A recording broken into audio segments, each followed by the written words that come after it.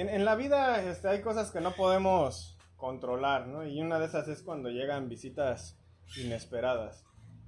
Tocan a la puerta y se asoma uno y, híjole, ya llegó Mario, ¿no? No sabía que iba a venir. Y ahí corremos Carla y yo adentro como locos y bárrele acá mientras yo acomodo los cojines del sillón y esconde la basura abajo de la alfombra y, y sí, todo ahí al mero momento, ¿no? Yo cierro la puerta del cuarto para que no vea el tiradero que tenemos ahí. Y lo que, bueno, vemos que se describe aquí en estos versículos es precisamente un ejemplo de esto, ¿no? Ahora, la diferencia es que en este caso, pues ya ha habido señales de qué es lo que va a suceder y cuándo más o menos va a suceder, ¿no? Jesús ya les había estado diciendo, pues desde que empezamos el capítulo 24, que estas cosas van a suceder. Ahora, debemos recordar que esto sigue siendo parte de la respuesta que Jesús ha estado dando a las 3 preguntas que los discípulos hicieron. ¿Cuáles eran las 3 preguntas? Ya llevamos como 20 semanas ahí. ¿Cómo, cuándo y dónde? ¿Cómo, cuándo y dónde? ¿Cuándo va a ser destruido el templo? El fin del mundo. ¿Cuándo va a ser el fin de este siglo? Ajá. ¿Y cuándo es la venida que ya habíamos hablado que era, pues, cómo iba a ser revelado Jesús como Rey y Mesías, ¿no? Vuelvo a recalcar esto de las preguntas porque, otra vez, ¿no? Aquí es muy común que pensemos que Jesús vuelve a cambiar de tema y de repente, pues, se pone a hablar del fin del mundo y de la segunda venida, pero hay que recordar que pues, lo que ya hemos ido viendo en las predicaciones, esto obviamente tiene que encajar pues, con el mismo contexto porque se está hablando de la misma cosa. A Jesús no está cambiándoles el tema, ¿no? Ellos no están preguntando, oye, ¿cuándo va a ser destruido el templo? Y, déjate hablo de la segunda venida. Yeah. Bueno, pues gracias, ¿no? Por esa poca información que me estás dando de la pregunta que hice, ¿no? Entonces, usualmente esto se interpreta de forma que, pues, se hable de 2 tipos de eventos, ¿no? Pero ninguno de esos 2 son lo que Jesús, pues, tiene en mente aquí. Pero los voy a mencionar porque, pues, es importante que reconozcan cuando se está enseñando eso y reconozcan que no es lo que Jesús está, pues, indicando. La primera cosa es que muchos creen que Jesús está hablando aquí de la segunda venida. Y esto va de la mano con que cuando leen el versículo 30, que dice que verán al Hijo del Hombre que viene sobre las nubes del cielo, no están leyendo Daniel 7:13, que ya lo vimos hace unas semanas, porque no he predicado yo, ¿no? ¿Y en qué dirección iba el Hijo del Hombre en esos versículos? ¿Iba bajando o iba subiendo? Iba subiendo. Entonces, en esta interpretación, la idea aquí sería que Jesús de pronto pues está hablando de la segunda venida, no es lo que usualmente como ellos se predica. Y que los cristianos pues deben de estar listos todo el tiempo porque no saben qué día va a ser esa segunda venida. Pero eso obviamente dejaría fuera de contexto pues Daniel 7:13, que es lo que Jesús está citando. Completamente pues ignoramos entonces esa parte, que precisamente ese versículo identifica a Jesús o esa venida pues como la reivindicación de Jesús al ascender al cielo y ser exaltado. Con esto no estoy diciendo que Jesús no va a venir por nosotros en algún punto. Hace unas semanas Sandra creo que expresó esa duda, ¿no? De entonces no va a venir o sí va a venir o qué pasó ahí, ¿no? Y la respuesta pues es sí, hay muchos versículos que hablan de eso. De hecho Hechos 1 habla de eso, 1 Tesalonicenses 4 habla de eso. Cuando leemos aquí por ejemplo los versículos que leyó Mario de la Cena del Señor, 1 Corintios 11:26 nos dice que estamos pues recordando esto para cuando Jesús venga por nosotros. Entonces la idea sí está en muchos pasajes, incluso más que esos, pero no es lo que está diciendo Mateo 24. Mateo 24 no está hablando de ese punto. Y por supuesto que, bueno, tampoco sabemos cuándo va a ser la segunda venida. Y también tenemos que estar listos para eso, obviamente. Pero aquí Jesús les está advirtiendo, pues, que estén listos para otra cosa. ¿Cuál es esa otra cosa? Pues la destrucción del templo. Es lo que habían estado preguntando. Ellos estaban presumiendo el templo y Jesús les dice, no, pues si ni siquiera va a quedar piedra arriba de otra piedra de eso. Y ellos preguntaron, ¿cuándo va a pasar eso? Entonces esto es lo que está respondiendo Jesús. Jesús ya les había advertido que cuando vean las señales que se acerca esta abominación de desolación, que ya habíamos visto que eran los ejércitos, pues les decía, huyan, váyanse de aquí. Y decía, pues ojalá no estén algunas embarazadas, ojalá no sea en invierno, ojalá pues no pasen estas circunstancias como un sábado, para que pues puedan huir.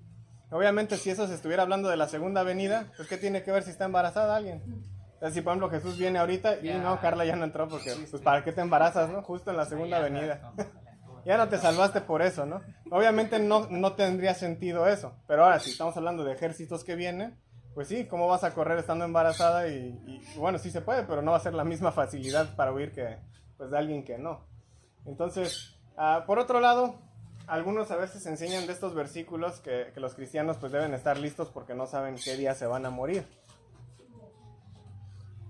Tampoco se está hablando de eso aquí. Aunque no le resta el hecho, ¿no? De que pues, los cristianos debemos estar listos porque cualquier cosa pues obviamente puede pasar. Ya sea que pase la segunda venida o ya sea que nos muramos, cualquier cosa puede pasar pues sin darnos cuenta, ¿no? Y tenemos que mantenernos pues fieles a Dios en todo momento. Tener una adoración constante, orar constantemente, leer las escrituras, lo que hacemos por ejemplo con lo de la cena, autoexaminarnos, pero pues es algo que deberíamos de hacer seguido, no nada más el domingo. Ayudar al prójimo, a convivir con los hermanos, etcétera. Hay muchas cosas que la Biblia nos dice que podemos hacer. El punto de estos dos ejemplos es que si no tenemos cuidado, podemos estar interpretando esto de muchas formas que pierden de vista la advertencia urgente que Jesús pues está contestando en estas preguntas de los discípulos que tienen que ver con la destrucción del templo, no con el fin del mundo o con la segunda venida.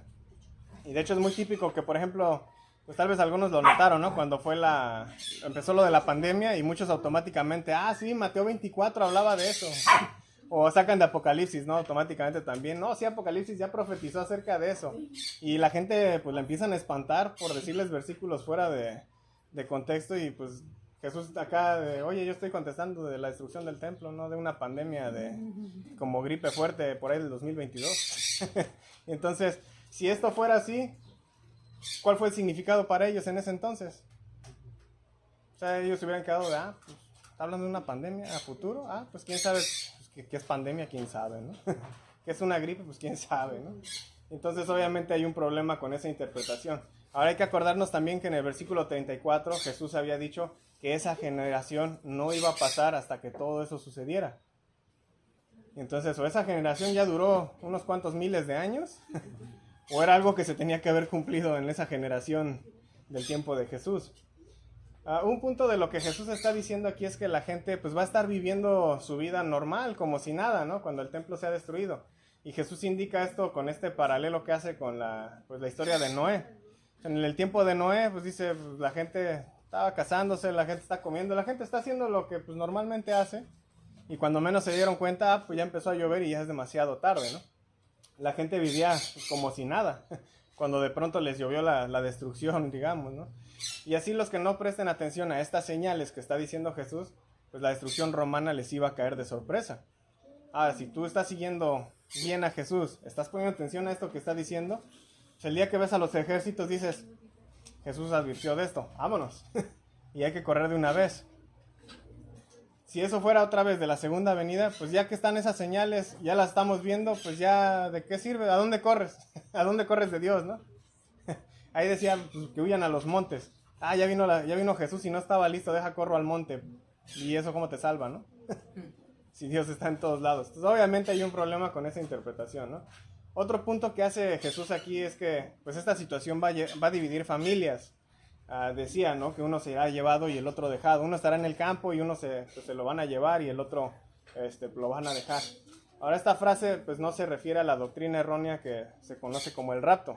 De hecho hasta películas hay de eso, ¿no? La más reciente creo que fue de Nicolas Cage, ¿no? Estamos aquí todos juntos y de repente desaparece Chido, desaparece el hermano Luis, desaparece Belén y todos nos quedamos. ¿Y a dónde se fueron? No, pues ellos se salvaron de un problemón que se viene encima. Jesús los rescató invisiblemente. Eso no es lo que está hablando aquí. Lo que está hablando es que cuando Roma invada, pues algunos van a ser asesinados mientras que otros van a correr la suerte de que los dejen con vida. Y eso sí se le puede llamar suerte a eso. Porque ahora sí que, como diría un meme, ¿no? Hay destinos peores que la muerte y a muchos de ellos sí les fue bastante feo, ¿no? La advertencia que Jesús está dando, entonces aquí está dirigida a la emergencia por la que ellos iban a pasar en el siglo I, no al fin del mundo. Para ellos básicamente era el fin del mundo, era el fin de su era, porque pues se acaba el templo, se acaba todo. Y entonces ellos ya sabían que cuando una era se acababa, iba a iniciar otra nueva. Y eso es precisamente de lo que pues está hablando aquí, no de pues, el fin del mundo como tal, ¿no? Se está refiriendo incluso a la muerte de Jesús, a su resurrección, al fin del templo. Todo eso acaba con una vieja era y se inaugura una nueva. Porque es a través de esa advertencia que los discípulos tienen respuesta a esas preguntas. Cuando Jesús sea asesinado, y resucite y venga en las nubes del cielo hacia el anciano de días, que es Dios, que mencionaba ahí Daniel 7:13, entonces los discípulos sabrán que este siglo ha llegado a su fin y que se está iniciando una nueva era. Y entonces saben que el momento en el que Jesús se va en las nubes, no falta mucho para que sea la destrucción del templo. Entonces ya deben de estar listos para cualquier cosa que ellos vean. Ahora, los versículos 45 en adelante pueden ser un poquito confusos nuevamente, porque pues estamos acostumbrados a leerlo fuera de contexto pensando que se tratan de la segunda venida. Pero aunque Jesús aquí pues parece como si estuviera cambiando de tema con sus parábolas, en realidad el drama es el mismo. En este caso Jesús describe a un amo que se fue y deja encargado su hogar a un esclavo y de pronto regresa inesperadamente. El punto de la historia es que cuando regrese este amo, pues ¿qué es lo que va a encontrar? Va a encontrar a un esclavo que fue fiel y fue prudente con lo que se le encargó, o va a encontrar lo opuesto, va a encontrar a un esclavo descuidado, ¿no? Que dejó que todo se fuera a la ruina. Como hemos visto anteriormente, en ese entonces la historia pues de un amo y sus esclavos pues era entendido usualmente como la historia de Dios con Israel. Dios dejó encargado a Israel con ciertas cosas que tenían que hacer, y cuando pues Dios regresara, pues él iba a ver si Israel cumplió con lo que se le encargó o no. Si entendemos que Jesús es la encarnación de Dios, entonces podemos ver que el amo está de vuelta y acaba de emitir un juicio sobre el templo porque encontró con que Israel no ha cumplido. ¿Fue Israel el siervo fiel y prudente? No. ¿Nosotros como iglesia nos va a encontrar como siervos fieles y prudentes? Esa es otra pregunta ahí. Esto de la fidelidad y la prudencia es algo que pues tenían muy metido ellos en sus tradiciones. Por ejemplo, el libro de Proverbios habla muchas veces acerca de la comparación entre un hombre sabio y uno necio o tonto, que es la palabra en sí ahí en hebreo o en griego incluso. Obviamente el sabio pues es quien, a pesar de todo, es fiel y obediente a Dios, mientras que el necio o el tonto pues es el que se olvida de Dios. Ahora, esta sabiduría de ser fiel a Dios o esta necedad o tontez de pues olvidarse de Dios, por supuesto que se va a ver reflejada en muchos aspectos de la vida diaria. Si yo soy fiel a Dios, se va a reflejar en mi hogar, en cómo trato a mi esposa, en cómo trato a mis hijos, se va a ver reflejada en mi trabajo, en cómo hago negocios, si no estafo a mis clientes. Se va a ver reflejada en los planes que tenemos, se va a ver reflejado en el cómo tratamos a los demás, se va a ver reflejado en la honestidad que tenemos o en la falta de ella, se va a ver reflejado en nuestro esfuerzo y en nuestro trabajo, pero principalmente en la habilidad de reconocer y evitar tentaciones. Entonces, al Jesús hablar esto, está describiendo por qué Israel está bajo el juicio de Dios. No fueron sabios, fueron necios, se olvidaron de Dios. Están confiados de, bueno, pues como ahorita no está aquí, pues hay que hacer lo que queramos hacer y pues total no hay problema. No fueron fieles, no fueron prudentes, más bien fueron inmorales y fueron tontos. Se olvidaron de Dios nuevamente y una vez más, pues una nación pagana los iba a atacar, cosa que bueno, ya les había sucedido una y otra vez en su historia. No aprendieron de la situación en Egipto, no aprendieron de la situación en Babilonia, no aprendieron de la situación en Asiria, no aprendieron de su situación actual con Roma. Y creo que algo podemos aprender de todo eso. A veces no aprendemos en cabeza ajena, pero es mejor aprender en cabeza ajena que esperar sufrir la misma consecuencia que ellos estuvieron sufriendo una y otra vez. Nuestra situación actual es diferente, pero también vivimos en ocasiones en tiempos difíciles o turbulentos. Esta pandemia fue un buen ejemplo, ¿no? Baldo, apenas que predicó la semana pasada de eso, habló como pues esta pandemia sí lleva a la destrucción, quiera o no, las iglesias. Y recuerdo que al principio muchas iglesias estaban como que tratando de verle el lado positivo a todo y decían, no, qué bueno que pasó, porque mira, se abrió una iglesia en cada hogar. ¿De veras se abrió una iglesia en cada hogar? Cada hogar se apagó bien rápido. Y a veces gente mandaba pues sus videos de las predicaciones que hacían o sus en vivos y a veces uno conectado.